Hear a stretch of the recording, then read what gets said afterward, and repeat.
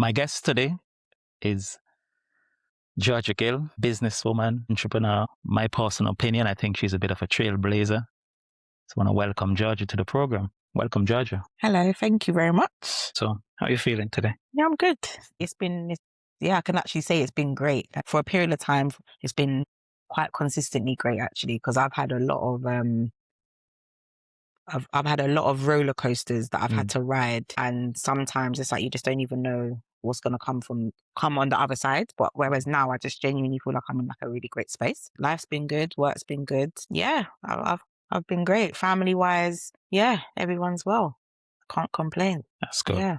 So our conversation will start a slightly different angle. So just go with it, run with it, see where it takes us. You were at university, figuring out life, and then had a plot twist. Yes. Became pregnant. Walk me through that moment, when you found out. So I actually started uni before, and I started at a different uni. So I originally started at Roehampton, and I started doing criminology because my original plan was to kind of go into like law. I originally wanted to do law itself, and then I kind of like pulled myself out of that because I was kind of on the fence about like the criminal justice system, because I was like, I wanted to do law, but then I'm like, how can I defend like a paedophile, for example? Like how can I be standing up there knowing that someone's done something to a child, let's just say, and I've got to defend them? No. But then it's like with the criminal justice system, I don't agree with a lot of the laws that are out there, So for example, they're giving someone that does something silly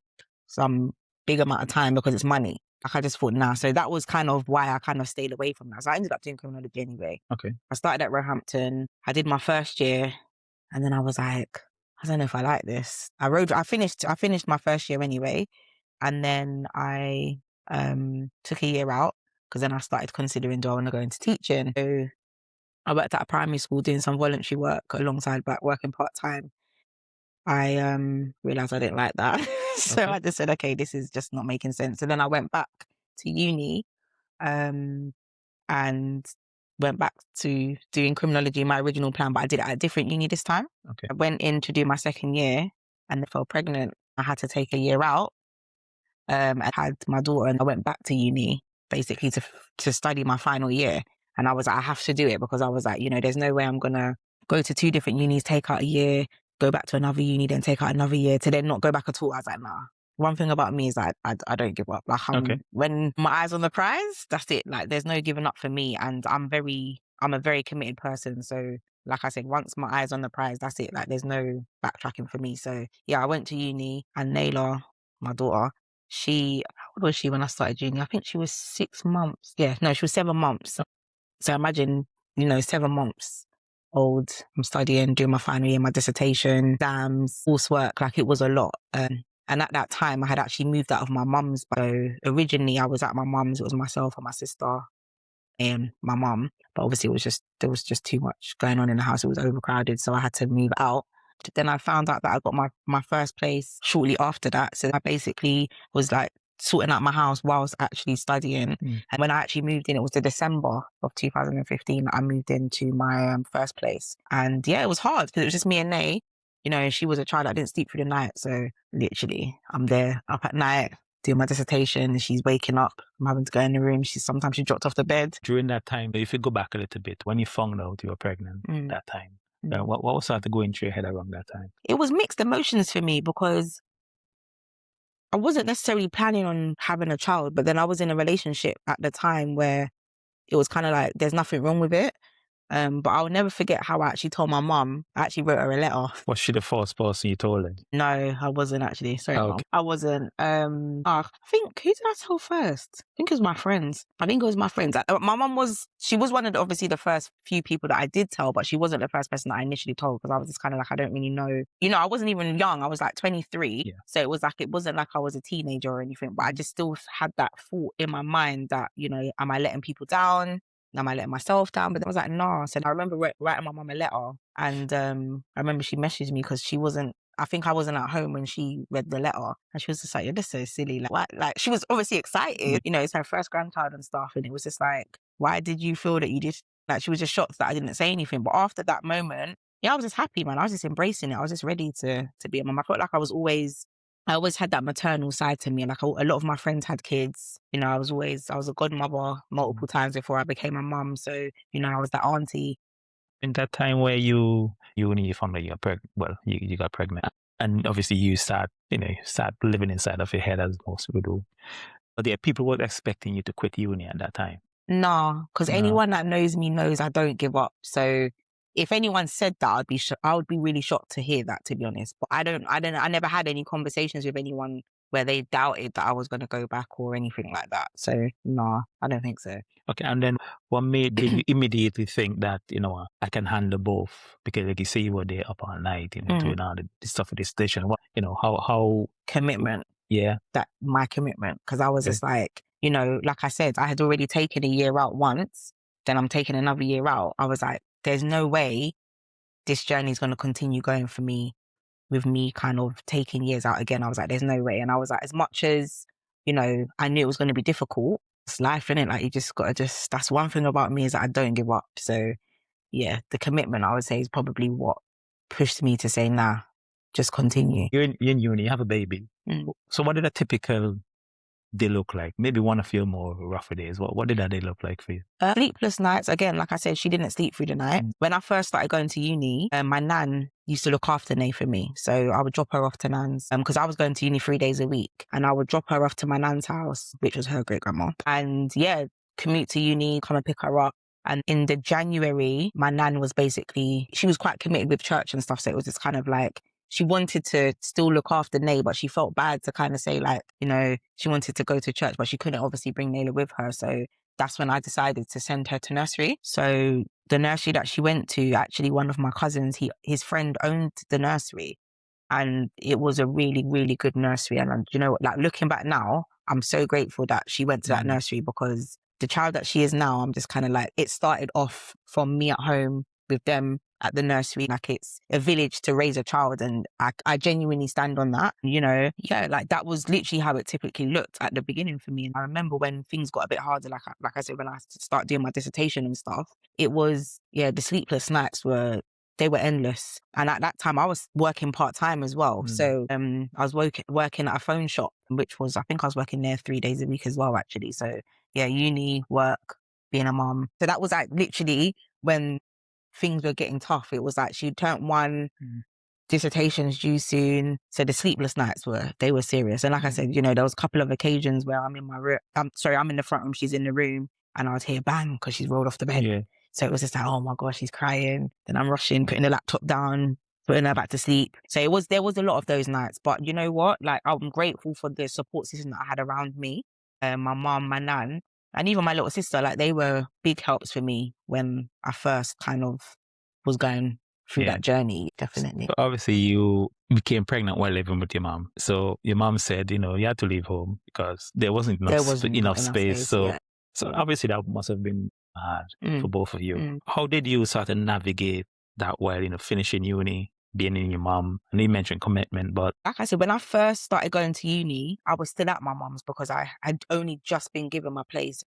Anyone that knows, when you get a property from the council, there's a whole heap of work that needs to be done. So it took a little while for me to set it up. And like I said, I moved in the December. But I don't know, like, it was hard because I didn't know any different than being at my mum's and with my mum and my sister. But I kind of knew I had to make this step for me and Nayla now, because this is now my time. And at that time, I was still in a relationship. So it was just kind of like, it just wasn't making sense for me to not be in my own place. You know what I mean? Plus, there was no space anyway. So it kind of, yeah, like everything just navigated for me to be there. I don't know, like I can't really put it into words, but I still had a good support system at home. So it made it easy. I would always be at my mum's. Do you know what I mean? My little sister, she was coming to stay at my house a lot. So that was nice, but it's crazy because when I was living in that property at the beginning, when I first kind of had to move in, I was, part-time working and doing my dissertation at uni and stuff, and yeah, uni life. After the uni had finished, I kind of felt not like alone there, but it was like, I kind of felt like I just barely didn't like being in the house. Like, I just felt like, yeah, I didn't want to be there. Like, I was out a lot, like visiting people. And I know my mum used to get at me sometimes about having Nayla out late and stuff like that. But I just didn't want to be there because I just felt lonely. And I feel like when that was after I kind of finished uni and all my exams and everything had been done. It was kind of like, okay, what do we do now? It was just like me and Naylor in the house, and I didn't like it there. Yeah, so kind of a bit lonely, to be fair. Yeah. So you, yeah, at that point now, you're finishing uni. When you graduated, be on your hip, Mm. what did that feel like? It was just, I've done it. Do you know what I mean? Like, I've done it, and it was nice that Naylor was there. She's never going to remember it because she was so young. Like, looking back at my pictures and stuff, I'm like, nah, like, I started uni when they was 7 months old, and I done it. I'd done it by myself technically because I didn't have a choice. You know, yeah, like I was happy. I Yeah. was happy, man. I was proud of myself, and I was like, yeah, this is the journey that I now need to set for Naylor. I want her to be able to look back and think, oh, I can look up at mum. She got through it. Working uni and with a child, like it was. Yeah, I felt proud. So it sounds as though at this point now, you obviously graduated from uni, obviously you have your daughter. I think from what I'm started gathering is that your daughter started to become a bit of a driving force for you from Yeah. day one. Yeah. So when did you realize that, everything you do is going to be for her? I think from the day she was born, to be fair. Like there's someone depending on me now. So there's no giving up. There's no taking a back seat. There's no no's. We got to get this done. So it's from day one. Did it make you more ambitious? Did it make it a bit more practical, or was it both? Do you know what, actually? So I couldn't, ambitious. I think it gave me a different avenue to go down because I always worked part-time. And I finished uni, and my plan was to go into the career of, I was still kind of up in the air about what it is that I wanted to do. But I kind of had a few things up in the air, and, I was still working part-time up until maybe like a year and a half. Trying to think, about a year and a half. I was still working part-time. And I remember the job that I had been doing, the phone shop one, I needed to get out of there because I was just like, no, like the manager was horrible. I just didn't like the environment. It was just horrible. So I remember getting a job at a car rental company. No, sorry. I applied for Border Force. So I was working at Gatwick doing Border Force. Like that for me felt like a massive move because I was like, I'm going to be working full time now. Like it was like, yeah, this is my time now. Do you know what I mean? So I remember I wanted to get out of that telephone shop. So I ended up getting like a job at a car rental company just because I just was like, I'm so used to working. I'm used to not having to depend on no one financially and stuff like that. So it was like, okay, let me just find something because when I was working at Border Force, there's like a clearance that you have to go through. So the whole process took a whole 10 months. So from the interview stage for them going through like your clearance, then your training, it took a whole 10 months before my training even started. So I was like, there's no way I'm staying there for another 10 months at this place. So, I applied for like a car rental company, and I was doing that. I was literally a driver, like dropping off cars and collecting cars. But whilst I was doing that, I had started a hamper business. So this actually started before, but to be fair, this was just before I had Naylor that I was doing the hampers. But then when I was back at uni, I had to slow it down because obviously there was just no time. I kind of pushed myself to be like doing my business a little bit more, but I was still working part-time. And I remember starting up doing hampers. That was the original journey. And when I had Naylor, I started to dive into the avenue of children's stuff. So I would do like children's party bags, and anyone that knows me knows when it comes to like birthdays and stuff, Naylor's never not had a birthday party. She's 11 now. From day one, she had birthday parties. So it was just kind of like, that was something that I was pushing from early. Yeah. So whilst I was working at the car rental company, I started to push my business a little bit more. And then my clearance came through for Borders, started working there, and I really, really enjoyed the job. I even done like a different department where, going back to me saying about the law side of it, I done the child protection as a border force officer, and it was it was rewarding because for me, it was about helping people, and that was the whole kind of, that's for me, like it's about helping people and doing, what can I do to help a situation or make something better for someone else. And so when I heard about that position in the border force, I said, yeah, I'm going to go for it. So I did. And so I was working there for just under 2 years that I was working there. And then Naylor started school, and the job that I was doing, it was shifts, and it was a bit tight for me to do the shifts with Naylor starting school. So that's when I was like, you know what? Again, I was used to doing part-time work. Now I'm working full-time, and I just felt like I wasn't being a mum that I wanted to be. So this is where I kind of made the decision. And at that time, I was kind of going through some stuff as well. We had a few family bereavements. Like, I was just in a space where I just felt a bit lost. So I was like, you know what? I signed off work for a bit, and I was spending more time with Nay. And like I said, she was starting school soon. So I was just like, you know what? I want to be able to be with Nayla with starting school. I dropped my hours to part-time at work and done that for about 3 months. That took me to the end of the year. She had started school by this time, part-time working, but it was still shifts. And I was just like, nah, like, it's just not making sense. So I ended up leaving. And by this time now, I said, no, I need to focus on my business. I literally took the leap and I said, you know what? I was getting bookings in the background. Let me actually just push this now. So I did that, and we went into lockdown. I was vexed because I was like, if I just stayed a couple more months, I would have got furloughed. Yeah. So I would have been getting paid to be at my house doing nothing, because as we know, airports were shut down. Like, there was nothing for me to do there. But it happened like that. So it sounded as though with all this sort of chaos that was going on, it sounded a bit like chaos, after uni. So you almost went down the traditional route, but then through different circumstances, backtracked. Yeah, and it seems as though you decide to choose the entrepreneur route instead. I know you mentioned a bit about your daughter, but was that the only reason you choose the chaos over comfort? What do you mean by that? You choose to go the entrepreneurship route. A lot of people say, you're in a comfortable route, but you decide to go the more harder. The harder route. Yeah. No, it was mainly Naylor, to be honest. And the reason why I say that is because I wanted to be able to have those early years with her and for her to be able to remember that we came up together. So it was like, having a business myself gives me the flexibility to be able to spend more time with her, like, going on school trips. And there was just a lot in my mind that I was just like, I wanted to just be that mum that was with her all the time. And yeah, but then we went into lockdown.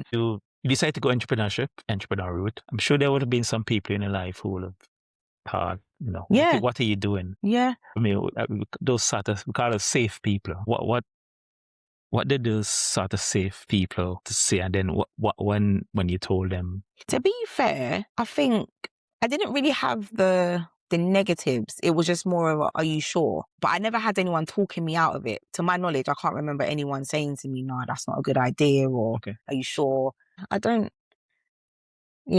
think there was anybody that was trying to talk me out of it, but I think it was more everyone just saying to me, like, are you sure? But then everyone saw the drive and the passion that I had for my business. So I think because of that, everyone started to support that. Do you know what I mean? So it was kind of like I said at the beginning, I felt like people had faith in me. And I think because everyone knows that I'm not someone that quits or gives up, it's kind of like, all right, she's got it. She must have a plan in her head. Even though I didn't have a plan, I kind of just was just going with it. Like I was literally winging it. I was like, you know what? Just got to make this work.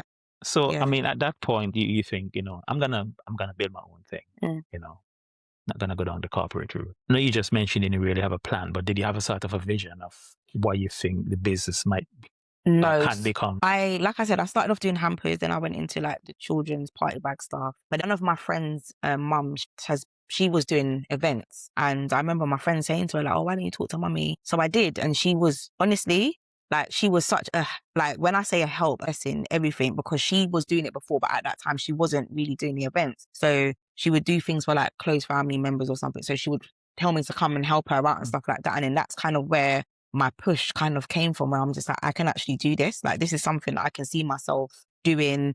And it wasn't so much about the money side of it, which sounds mad because you don't have a job. So it has to be about the money. But for me, it was like you said, seeing the vision come to life. And it was like putting people's visions that they're coming to me with to life. When I actually look back at some of the work that I did, I'm like, oh my gosh. Obviously back then that was good, but it was really terrible. So you mentioned a few different things you were doing. You started grinding, hustling, you started building your business. What do you do for your business?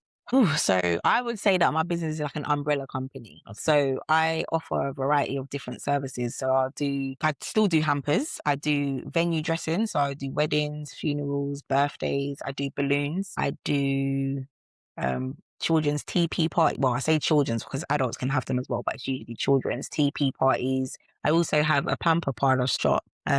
where children can basically come to my shop to get pampered. It's for children. Age range is about from 4 to about maybe like 11 at a push, because it's like primary school ages more so. And does your business have a name?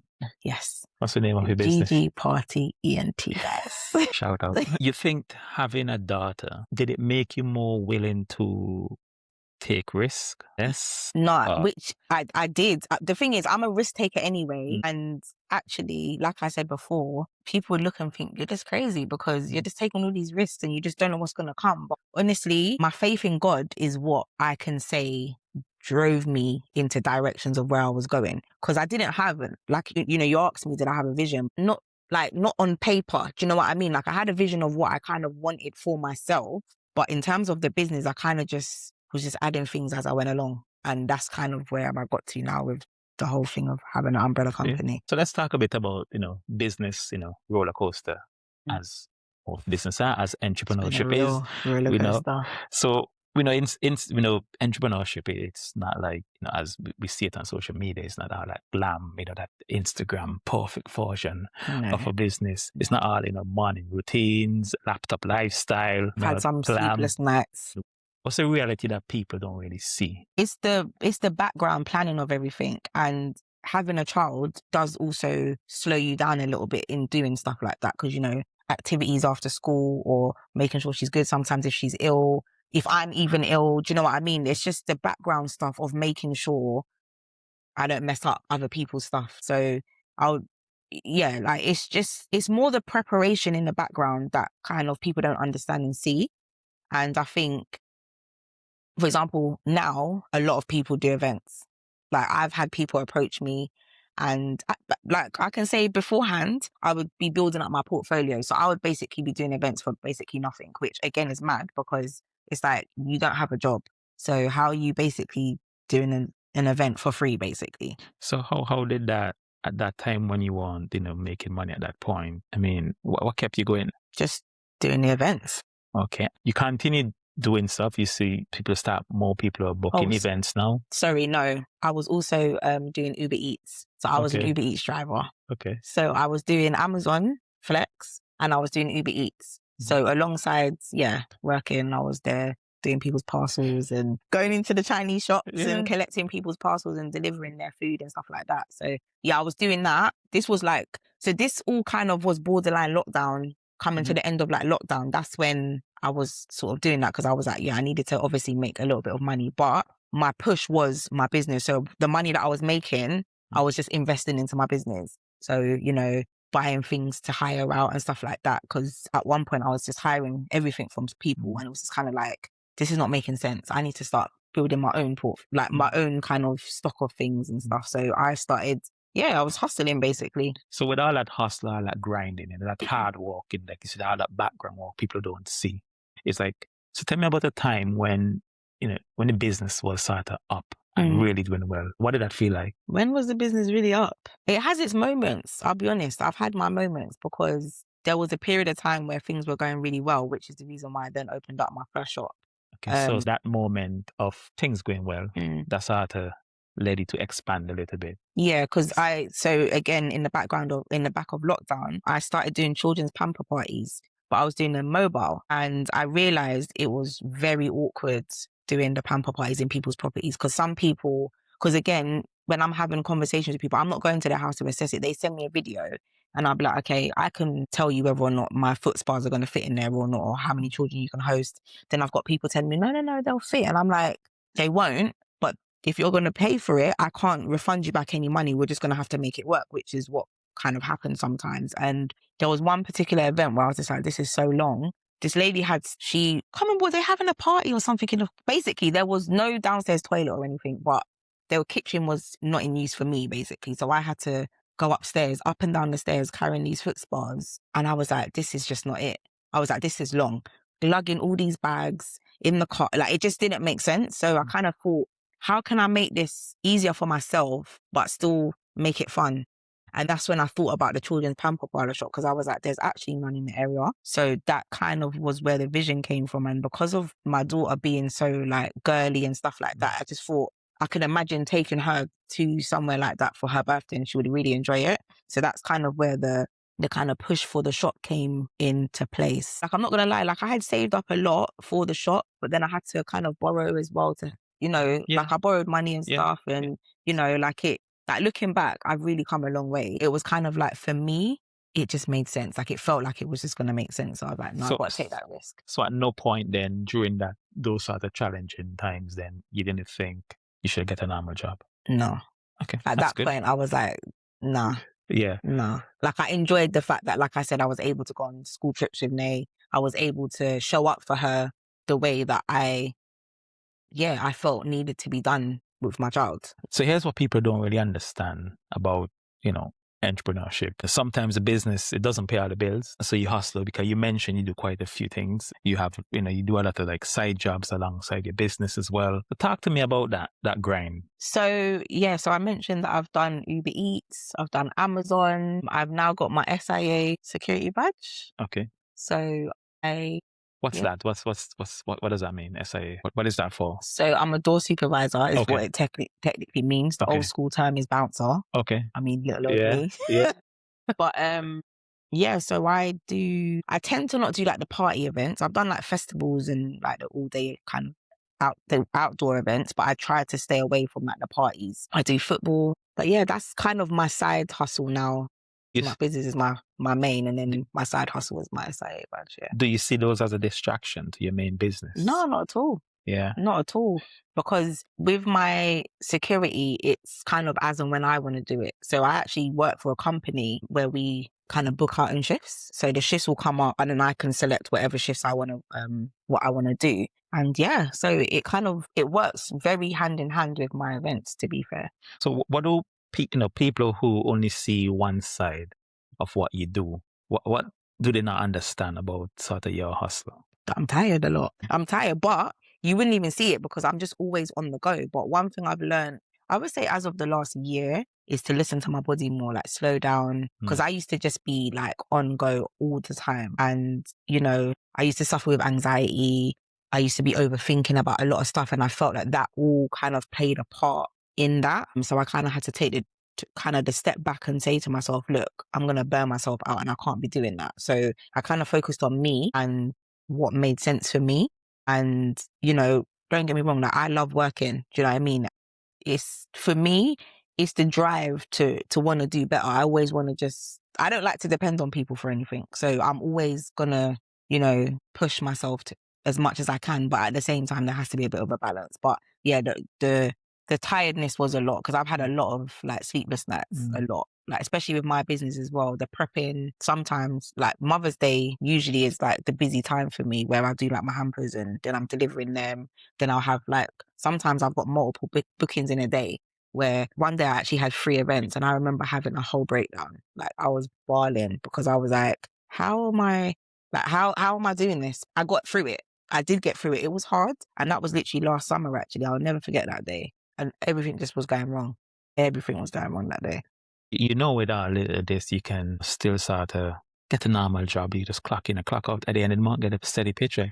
Yeah, I don't want to work for no one. I'm quite happy with the flexibility of picking and choosing when I want to go to work. And yeah, maybe, having a guaranteed, salary at the end of each month, that's obviously definitely helpful. But in all fairness, I always make it work. Literally, my bills are paid. So why is it you believe you keep choosing the harder way, which is the entrepreneurship way? I think it's just more, I just don't. Do you know what, actually, backstory? When I used to work my part-time jobs, every single job I worked, I had a really bad sickness level because I just would call in sick because I wanted to go somewhere or I wanted to do something.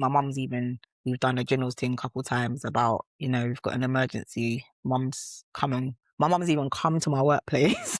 Grassing her up now. Yeah, but you know what? It's all a part of the journey, We got my mum. Yeah, like I had a lot of, I just didn't like being there. Like, I didn't like it. I didn't like it. So I think now that I actually have my own business, I value that more because it's mine. It's how I pay my bills and also how it's a representation of me. Do you know what I mean? So it's like, if I don't show up to that booking, then my reputation is going to get popped down and I'm not having that. I think Yeah, I don't like working for people. Okay. And I think the drive to want to just do better for myself, I think that's what that is as well. What is all of it for? Is it, freedom, control, proving something, Um, all of the above? Yeah, it's probably a bit of all of the above, to Mm. be fair. But in terms of like proving something, no, like I wouldn't say proving, because who am I proving anything to? It's about me. Do you know what I mean? So I can't say about necessarily proving anyone right or wrong. The proving, I think that one I can't really Okay. agree with too tough, because there isn't. Yeah. Not that I don't care what people say, but I kind of don't, because it's my life. Yeah. Um, You need to and focus I on you make in it work. Do you know what I mean? Seeing Naylor actually wanting to follow in my footsteps, like she's got her own little business that she created herself, and she wants to be selling her products and stuff like that. It's nice to see that. And she actually, I'm not gonna lie, when I bring her to my bookings now, she's fed up. She don't want to help me anymore. Before, she used to enjoy it, but now I've just taught her how to like make balloon garlands and stuff. So that's something that she's now interested in doing. Before, she would help me, like if I had a wedding booking, for example, and I'm doing a venue, she would come along, help dress the tables, and she used to love doing that. Now, Mom, do I have to? I can't be bothered. Or she'll still come. She'll still wear her jumper proudly, but it's like a drag. But then now she's actually able to do the other side of things where, at some point she might be able to even start doing balloon garlands for bookings herself and get paid for it. Do you know what I mean? So it's nice to know that I'm leaving a good impression on her. Do you know what I mean? Like I said, she's got her little business that she's putting together with her little bracelets that she's making. I didn't have that when I was her age, wanting to start a business. My mum had a career going. So I feel like our parents' generation, they're the ones that are in their solid careers. My generation is more, let's go out, let's do this. There's a lot more risk takers in my generation, I would say. And I feel like the younger ones are seeing that now. Yeah. So, which is a good thing. And it's good to see, you're influencing your daughter in that way. You mentioned your daughter a few times. Obviously, you can tell. And you already said it at the start anyway. Your daughter is your driving force, really. So how does being a mom shape sort of every business decision you make? I think about, again, because my business is events, it's what quality of service would I like to receive? And that's one thing, even going back to my jobs, I've not ever had one issue when it comes to customer service. Like, customer service has always been something that's important to me. And I think with my business, that is very important, because at the end of the day, if I don't give that level of service, people are not going to come back to me. And, that's one thing about my business, is that a lot of my business comes from word of mouth. It's not even me promoting myself on social media and stuff. It's actually word of mouth. So that must mean I'm doing something positive in that way. You just talk about business and, the decisions you have to make. If there's a sort of a business opportunity and being present for your daughter, how do you decide? Luckily, I've not had to be put in that position. So I can't, I would be lying if I thought something. I haven't actually been put in that position. Do you ever sort of worry that your daughter sees you as you're hustling too much? Or do you think it's teaching her something more important? Honestly, I think it's more about teaching her about the independence of life. And, if you want things, you kind of have to work for them. Do you know what I mean? Like, nothing falls on your plate. And, that's one thing I've always brought up. My mum gave me an amazing childhood. I definitely wasn't a spoilt brat, but I appreciated things. And even with Naylor, like, I look at her and I just think, even the things that comes out of her mouth, and, she really appreciates the little things. I'm sorry, I even forgot I was driving a food truck for my cousin's food business last year as well. Because again, the little extra, I was driving vans. They had a whole big food truck that I was driving. And, there was times I had to bring Naylor out with me. But there was a booking that we done one evening, 1 o'clock in the morning. It was a weekend, but I felt so guilty that I'm like, it's 1 a.m. She's here sleeping in the truck. Do you know what I mean? But it's what you got to do. And now I always say to her, we can do all of this stuff now, because then, when it gets to a point where I'm not having to work this hard, we can actually enjoy life. And that's kind of what I want. So that freedom then? Yeah, I guess so. Yeah. I guess so. So, I mean, what do you want her to learn from, sort of watching you build your business? What do you want her to learn? That you don't need to be relying on people. Obviously, she's always, she can rely on me whenever, but don't look for handouts from people. Always be the one to be able to fall back on yourself. Do you know what I mean? Because I feel like a lot of people don't have that kind of outlook on life. They just want to be taken from people and taken from here. But I've never been a taker. Like, I'm a giver. Do you know what I mean? And I can't even explain how I became like this, but for me personally, I prefer to be like this than anyone to chat me and say, you know what I mean, I'm just taking. Like, I'd rather it be this way. So your mom and your sister, they said you pushing Naylor to her full potential. The discipline, structure, the support.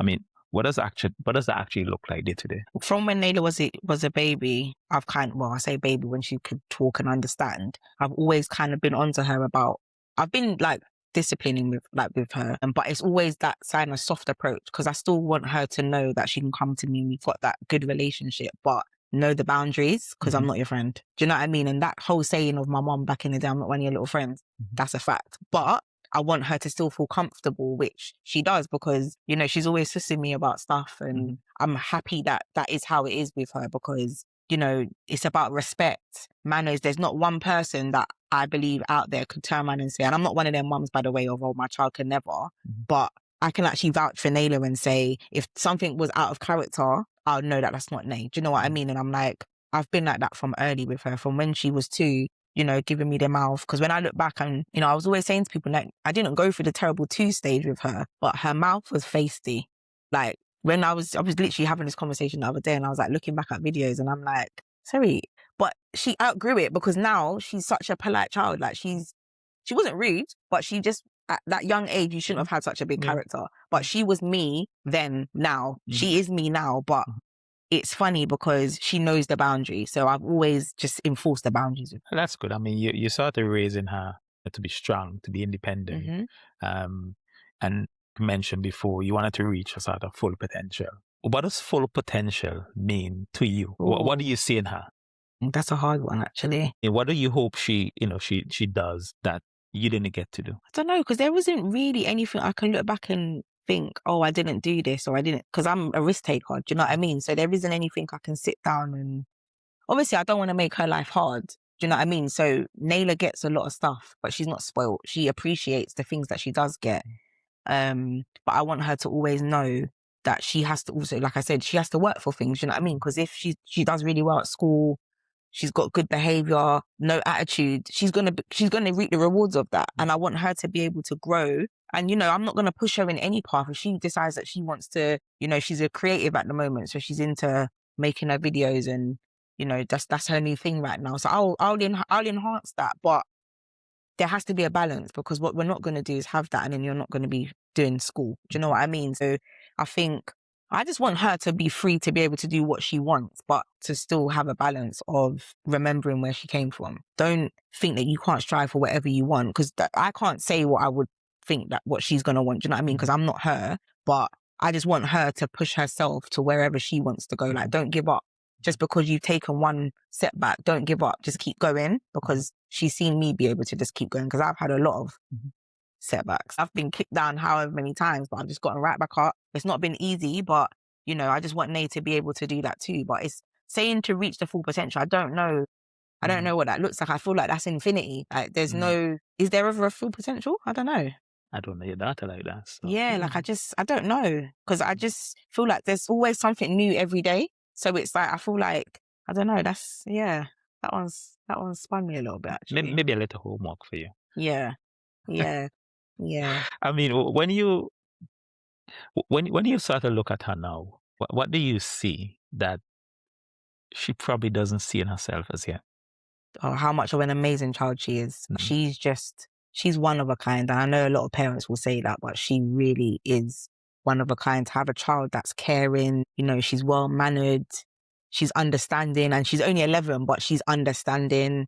For her birthday, so every year I always do big things, but this year I didn't do too big of a thing for her. Like Christmas, I got her some like really nice bits and whatnot, but for her birthday, I said to her, I couldn't really do what I would have liked to have done on a normal day, because there's been other stuff going on in the background financially for her that she's aware of. And, I remember saying to her before she had seen her birthday presents, she was like, oh, that's okay, Mum. She was like, I just appreciate anything that you give me, because I know you always try your best. Because even, she gave me a Mother's Day card just yesterday, actually. Literally, that's what she wrote in the card. Like, she's grateful, she loves me dearly, and she knows I always try my best for her. And I actually obviously still got her birthday presents and stuff. So, it wasn't that she didn't get anything, but, to hear her say what she said, it was warming to me, because a lot of children at her age, don't have that understanding. It's more like they want what they want, and if they don't get it, they're going to react a certain type of way. Nayla does get a lot of things that she wants, but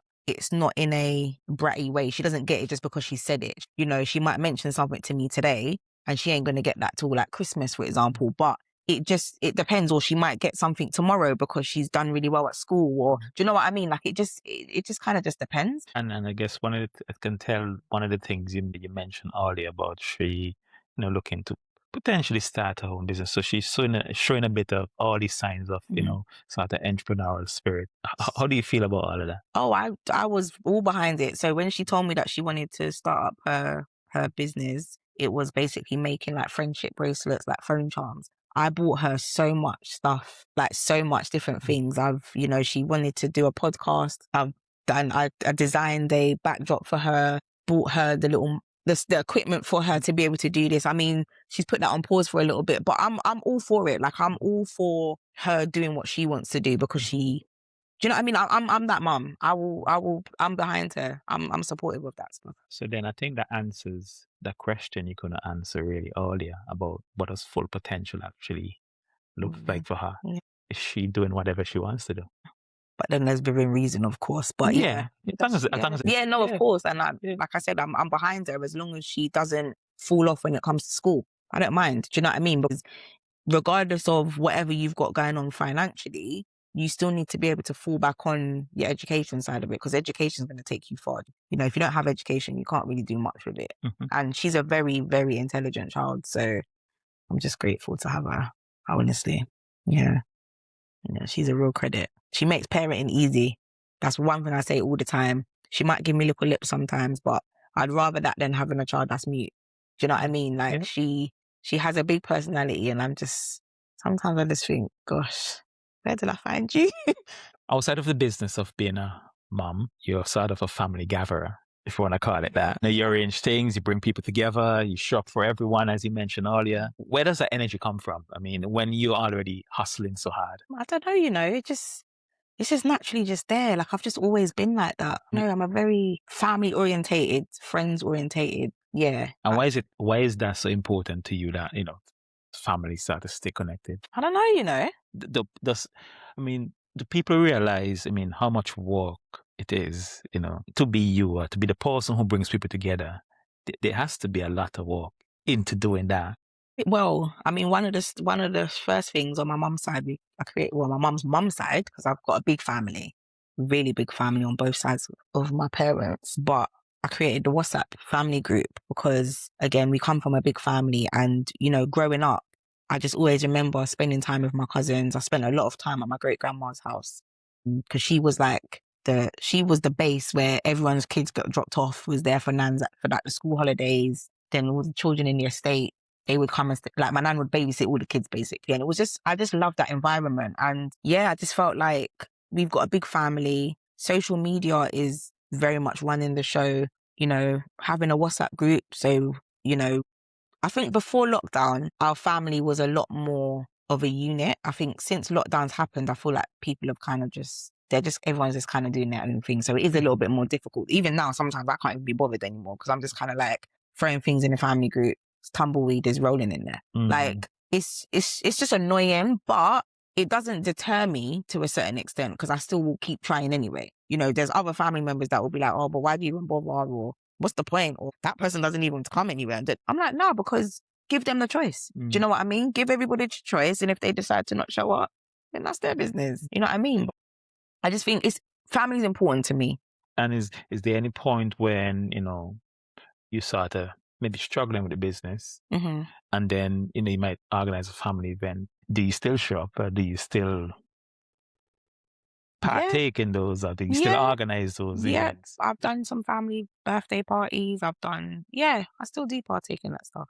I remember there was actually a family event that we did a couple of years ago. I had a wedding booking to do that day. Stress. I literally went to my auntie's, help do what they needed to do there, went to set up my booking, then went back to my auntie's. Your friend, she said you go the extra mile without hesitation, and you show up when people need you most. I mean, do you even realize you do that? No, but I do hear this a lot. or I have heard it a lot over the years, but I kind of I don't do things for recognition. Anything that I do is genuinely just from the goodness of my heart. That's one thing I can say, like with my growth journey and stuff. I used to take things on a lot more than I do now. And I would say the last year, I've done a lot of working on myself that has enabled me to not kind of see the negative things that come from those kind of situations. But I just do things because I want to. Like I don't really take it on board, to be honest, in a sense of like I don't do it because I'm purposely trying to get people to say it to me. Like it's just a natural thing for me. You say so you just mentioned that you've been working on yourself, Mm, over the last years. yeah. Um, with you, what have you found out? A lot, a lot. I mean, I think one thing I can say that I was beforehand was a people pleaser. And I think being a people pleaser, oh gosh, look, I'm getting emotional now. I took a lot of setbacks with friendships, relationships. Like, it's not easy. It's not an easy road. But one thing about me is my resilience, my patience, my understanding for myself what has pushed me to get to where I am now. The people pleasing was a big problem because I'm that person that had a lot of friends. Like, I would be there for a lot of people. And I felt like it wasn't easy because I had a lot of, like, I've had fallouts, I've had arguments, I've had situations where I've had to I've been used as the scapegoat on many occasions. It's about the fact that I stood steady on my 2 feet and I know what I bring to the table as a person, and it's about knowing my self-worth. And I think that's what I learned or have been learning fully over the last year is my self-worth.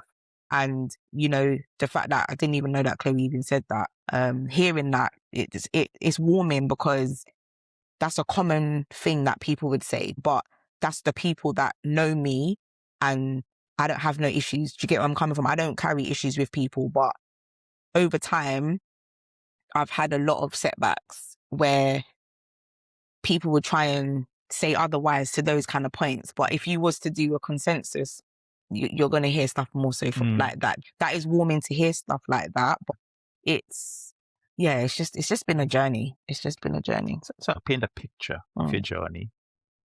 A woman finishes university while you're raising a baby, has to navigate leaving home as a new mom, started your own business, slows multiple jobs, make it work. You started riding that roller coaster without quitting. You keep pushing, you keep going. You're raising your daughter to be strong, independent. You bring sort of the whole family together. If you heard that story about someone else, sort of not you, what will you think about that person? Well, obviously you said it about me, so it's a bit difficult, but it's like, that is amazing. Like hearing all of that, it's like, how do you manage to do all of that? How? Like, who is this person? Where did this come from? I want to meet that person. That's what I would probably want to say. Yeah. Why would you want to meet that person? Because it's just hearing it like that is just wow. Do you know what I mean? And actually hearing you break it down to me like that is kind of, it's a bit mad because I don't think I give myself or have given myself enough justice over the years.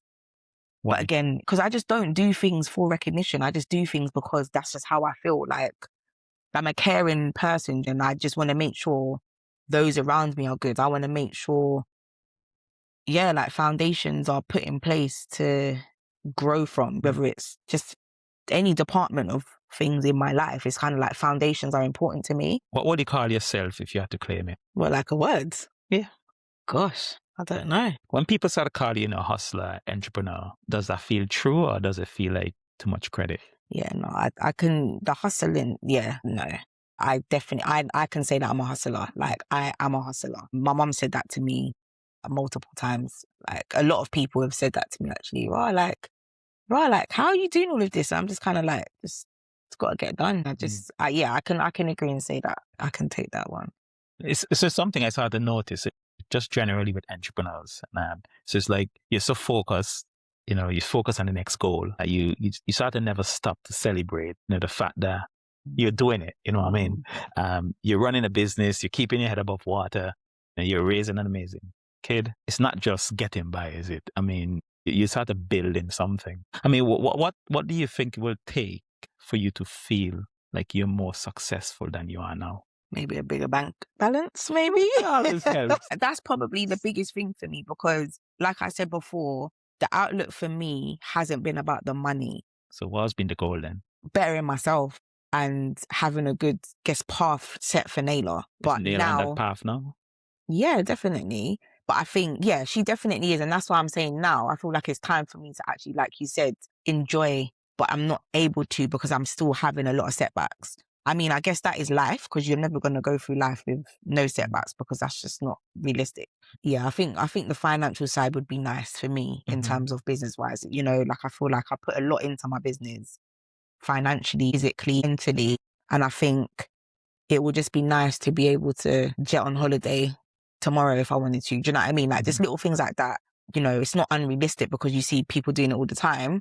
So I think that's probably where I would say. Okay, so if the business was to blow up, then Mm. come really big, you're jetting off on your holidays. Would you still run the business or would you sell it? No, I would still run my business. Okay. Yeah, like I feel like there's no, again, it wasn't about the money from the beginning. It's about, you know. But you mentioned the money now, though. Yeah, no, I mentioned the money because that's now where I want to be able to enjoy it. But I still don't want to take away the sweat and tears that I put into my business because that's my baby. Do you get where I'm coming from? That's like saying, oh, would you give your child away? Nah, like, would you sell your child away?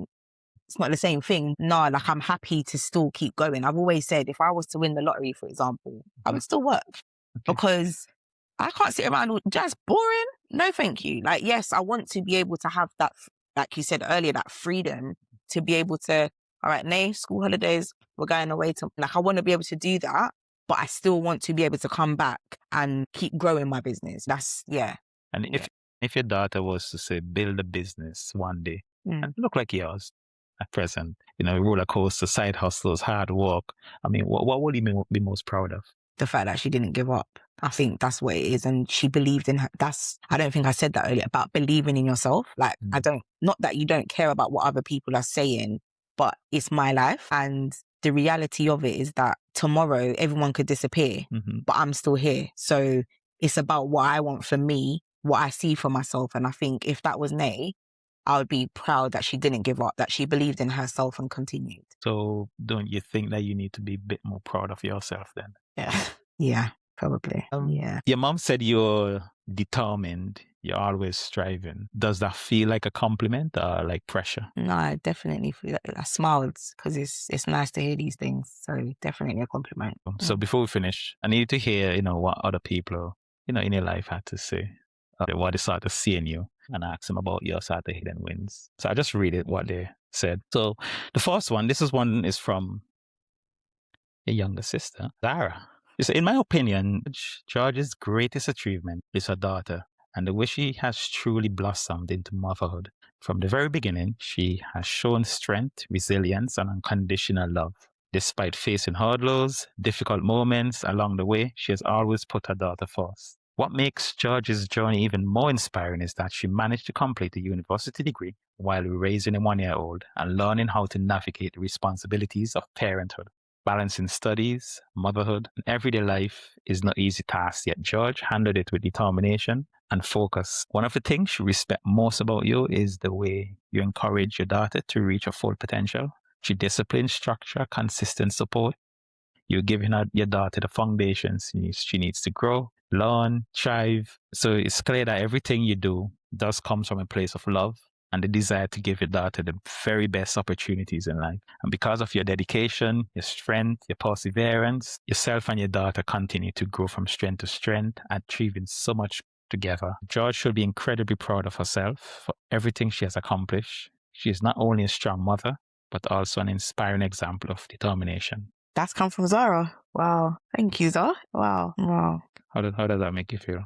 Oh, I'm crying. No, wow. That's nice. Yeah, that is very nice. Wow. This one is from your friend. I think is your bestie. Hope she is. So I'm Chloe. Yes. So you say one thing I really admire about George is how naturally selfless you are.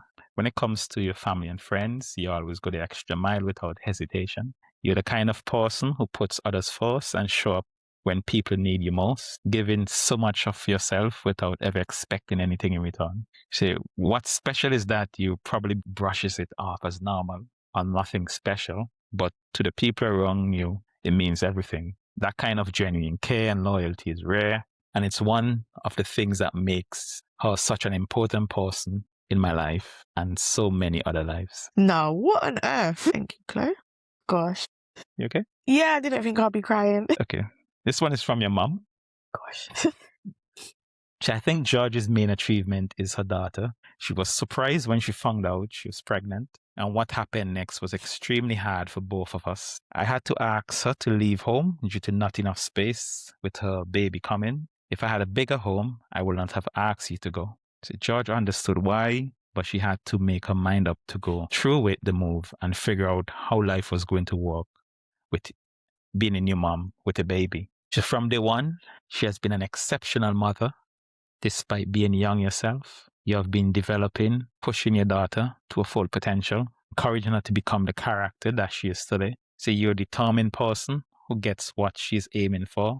When challenges meet you along the way, you kept driving forward. She found ways to support herself, your child while building a business, never giving up when things didn't go right. Your biggest achievement is raising your daughter and helping both of them thrive together. Well, So after having heard what Zara, Chloe, your mom, started seeing you, what started going through your mind right now? obviously, it's amazing to hear words like that because obviously, yeah, they are people that are around me daily, and I do hear people saying stuff, but like I said, I don't do things for recognition. I never do anything for an audience. But hearing that just makes me think I'm glad that I continue to be on the journey that I'm on and didn't listen to anyone else in a sense. Not that, like I said, not that anyone deterred me or swayed me away, but like I said, I've had setbacks where I could have given up. Like anyone that knows my journey knows the journey that I've been on. So yeah, my setbacks really could have done a lot to me in a negative way, but I didn't allow it to. And I think that's why I say about commitment and resilience for me is just. Yeah, I mean, just going back, I think your mom said she had to ask you to leave home. I know, obviously, that would have been extremely hard for her, as she mentioned. Yeah, I literally remember us having that conversation as well, because it was just kind of like, because at that time I was still sharing a room with Zara, and I obviously had plans to move out of my mum's, but after uni and stuff like that, because I didn't do the whole campus life and stuff. I just wasn't really interested in that, so I stayed at home when I went to uni. Yeah, I didn't. Yeah, I was never going to plan to stay at home with my mum forever, but that wasn't the initial kind of, it wasn't going to happen right there and then for me to move out. Yeah, it didn't make me feel like resentful or anything, like I just kind of knew. And again, I'm not a child. Do you know what I mean? Like I'm an adult now. Do you realize now how, that moment started to shape everything that came afterwards? Yeah. Well, looking at it now, yeah, because if I didn't have Nate, I don't know if I would have pushed to go into my business and stuff like that. So nah, yeah. Yeah, I never really looked at it like that, to be honest. I didn't. So where Chloe said, and you brush off your selflessness as normal, just going from everything you were saying earlier, do you think you were doing that right now and everything we just talked about? Yeah. I mean, yeah, probably. Because again, I keep saying it, but I don't do things for an audience or, for people to praise me. Like I'm not that kind of person. Like I don't get an ego boost. My happiness comes from making sure that people are happy around me. I probably do. I don't even mean to do it. Like it's just how I am. Like I don't, yeah, I just do. I don't mean to brush it off, but maybe I need to start giving myself a little bit more flowers. Yeah. From the sounds of it, especially as well, yeah. That brings us to the end of our conversation. Thank you very much, Georgia. Thank you very much as well. And thank you very much, Mum, Zara and Chloe. Yes, thank you.